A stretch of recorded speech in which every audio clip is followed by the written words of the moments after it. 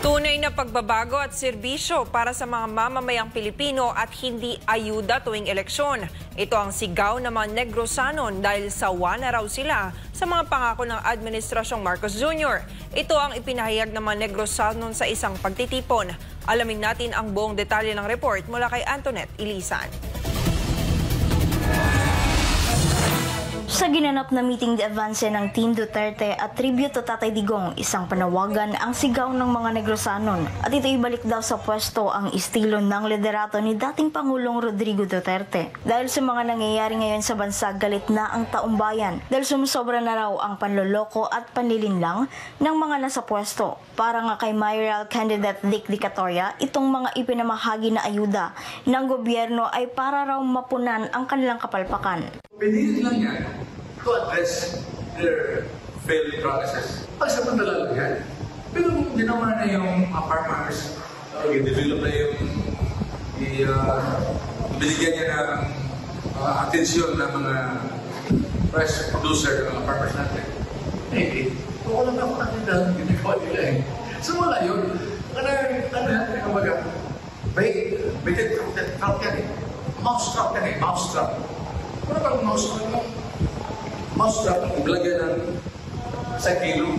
Pag ganun. Ayon naman kay Sangguniang Bayan member candidate Andoni Liantada, ang ayudang ibinibigay ng gobyerno ay dapat para sa lahat, hindi lang sa mga botanteng papabor sa mga kandidato ng kasalukuyang administrasyon. Yes, sadly, no, kahit dito sa amin, sa Calatrava, ganon din. That's why nga, sabi namin kanina, yung mga tao takot lumabas, takot magpakilala na kami yung sinusuportahan nila dahil doon sa ayuda sa mga indigency na kung malaman ng mayor na doon ka kay Dick, doon ka sa amin, talagang mamarkahan ka.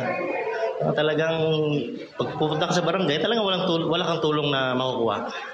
Ganyan dito ka sa club, no, sa Calatrava. That's why talagang tumindig kami at nilabanan namin. Kasi at the end of the day, hindi naman yan, hindi para sa mga kung sino lang yung gusto nilang bigyan.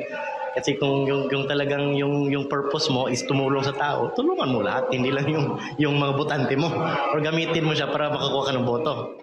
Walang lokohan sa tao, walang bilihan ng boto, walang ayuda tapos tataas na naman yung bigas, tataas yung lahat-lahat. Di ba niloloko natin yung tao? Mga kababayan ko, mag-ingat naman tayo. Mga kababayan ko, may tawag kami sa Ilonggo yan, maghunahon tayo.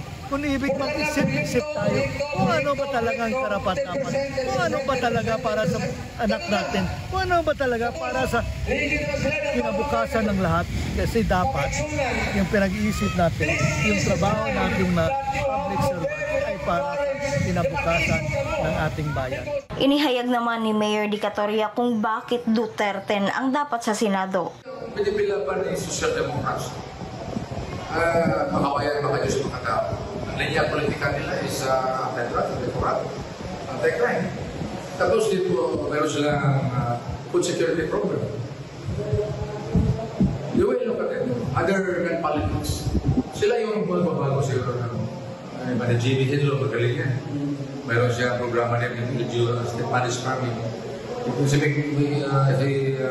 Pastor Deploy can provide spirit direction sa mga politician because we paid hope na kaning 10 senators plus unasan na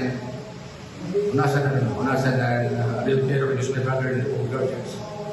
Maganda mangyari sa Ayon kay retired Lieutenant Roy Sandoval at radio broadcaster Stephen Presquito, oras na para wakasan ang mga politiko na sakim sa kaban ng bayan at magluklok ng mga bagong leader na magdadala sa mamamayang Pilipino sa tunay na pagbabago. Tayong mga Pilipino, lalo na mga Duterte supporters, na ating panahon na election, suportahan ito ni Tatay Digong, Team Duterte sa lahat, sa Senado hanggang sa pinakamababa. Kasi yun ang natin,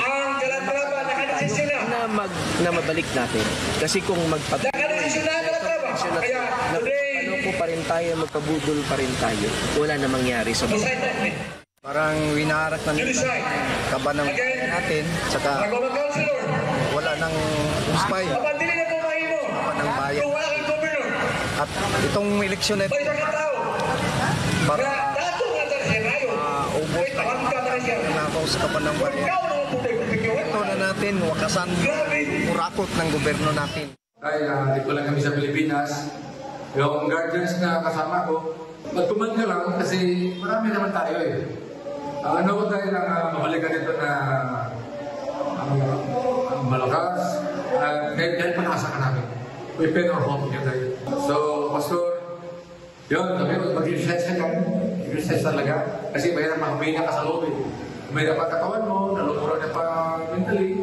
Alam mo naman eh, malakas yung spiritual mo. Alam mo, sana kung manalo ka, ako, kahit manalo, hindi ko manalo, kung manalo ka, pasalamat ako. Kita-kita lang tayo. Pupunta ako sa kusina mo. Hindi na mananahimik pa ang mga mamamayang Pilipino, lalo ng mga Negrosanon dahil sila ay titindig at susuportahan daw nila ang mga kandidatong magdadala sa kanila ng tunay na pagbabago at ito ang PDP laban senatorial candidates. Mula rito sa Negros Occidental, Antoinette Ilisan, ang inyong citizen correspondent. Nag-uulat para sa Diyos at sa Pilipinas kong mahal. SMNI News.